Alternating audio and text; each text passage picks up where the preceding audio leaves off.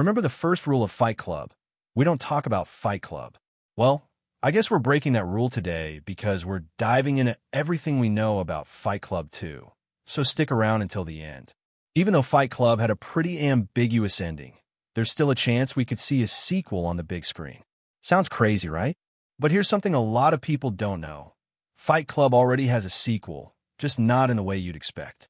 Instead of another novel by Chuck Palahniuk, the story continues in Fight Club 2, The Tranquility Gambit, a 10-volume comic book series. In it, the narrator and Mara are still stuck in their messy, dysfunctional relationship, but now he actually has a name, Sebastian. What makes this sequel really interesting is how it flips everything we thought we knew. The first movie ends with Sebastian, the narrator, seemingly killing Tyler Durden, right?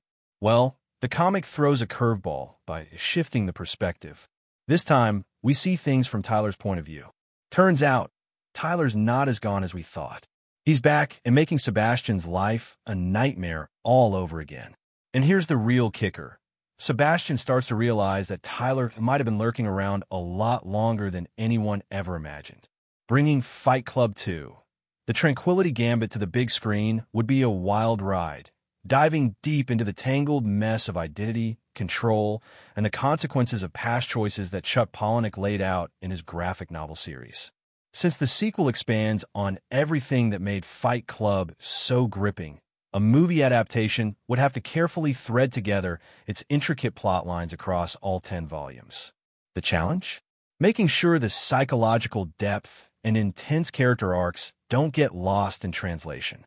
So, were we 10 years after Fight Club? The narrator has settled into a boring suburban life with his wife, Mara, and their son. He's keeping Tyler Durden at bay with medication, but Mara, bored out of her mind, starts swapping his meds with placebos. Bad idea.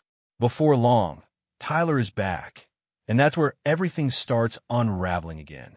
With Tyler creeping back into the picture, Sebastian loses his grip, and Mara, who's clearly missing the chaos Tyler once brought, doesn't exactly help matters. Their marriage, already dysfunctional, turns into a twisted dance of manipulation and unmet desires. At this point, it's not just about love, it's about control, power, and the need for something more than a mundane existence. Then, things take a turn for the worse. Tyler kidnaps their son, Junior.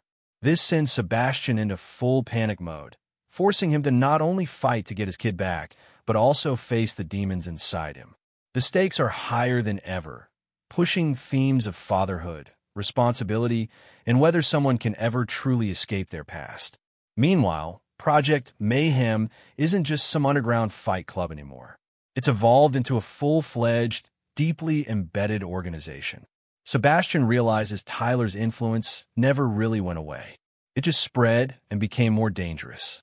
The story takes a hard look at how radical ideologies can worm their way into everyday life, often unnoticed until it's too late.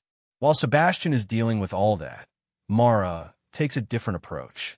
Desperate to find Junior, she teams up with a group of kids who have progeria, a condition that makes them age rapidly. Together, they set off on a journey through conflict zones, showing not just the extremes people will go to for family, but also how unconventional alliances can form in the most unexpected ways. Inside Sebastian's head, the war with Tyler is reaching its breaking point. The deeper he spirals, the harder it is to separate himself from the voice in his mind. The story leans heavily into the psychological battle of dissociative identity disorder, painting a raw picture of what it's like to fight for control over your own mind. Then things get meta. Palahniuk throws himself into the story, breaking the fourth wall and directly messing with the narrative. This twist doesn't just add a layer of self-awareness. It forces audiences to question what's real and what's fiction, making a bold statement about the cultural impact of Fight Club itself. At this point, Tyler's grand scheme, called the Tranquility Gambit, is finally revealed, and it's nothing short of apocalyptic. His goal? Wipe out civilization and start fresh. It's up to Sebastian and Mara to figure out whether redemption is even possible when the world is on the brink of destruction. The final showdown is brutal, both physically and ideologically. Sebastian, Mara, and their ragtag group of allies go head-to-head with Tyler's devoted followers.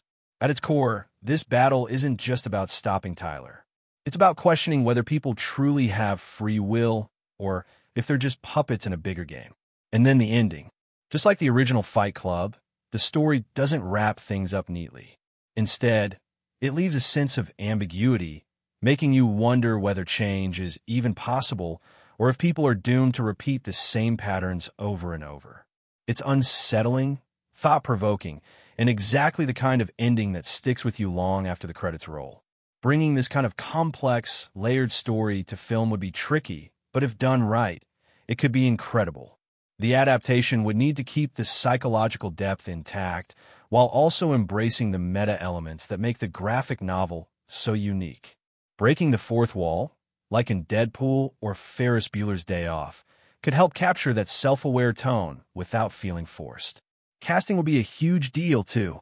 Sebastian, Mara, and Tyler all have intense emotional journeys, so the actors need to bring their A-game to make the dynamics believable. And given the darker themes, especially the depiction of dissociative identity disorder, there have to be careful handling to make sure it's portrayed with depth and not just for shock value. Bringing in mental health experts during production could help get this right. Visually, the film could take inspiration from the graphic novel's distinctive art style. Using symbolic imagery, bold contrasts, and creative cinematography could make it stand out while keeping fans of the original series happy. And let's not forget the music. A killer soundtrack could really hammer home the film's chaotic energy and emotional beats.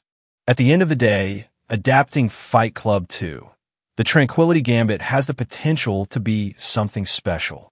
If handled well, it could offer a gripping take on identity, societal structures, and the constant struggle between chaos and order. More than just a sequel, it could be a conversation starter, challenging audiences while staying true to the rebellious spirit of Fight Club. That said, they've got to bring back David Fincher for this, because let's be honest, Fight Club wouldn't be the same without his vision. The ending of the movie is already one of the most shocking and memorable finales in film history. But what's interesting is how different it is from the book. In Palahniuk's novel, Tyler's original plan isn't just about financial collapse. It's about literally bringing down a skyscraper to destroy a library. And get this, he actually intends to go down with it, wanting to become some kind of twisted historical martyr. The only thing that stops him? A simple malfunction with the bomb. Mara also plays a much bigger role in the book's ending. When she shows up at the building, it disrupts Tyler's control over the narrator's mind, giving him full awareness of what's happening. That's when he makes the choice to shoot himself.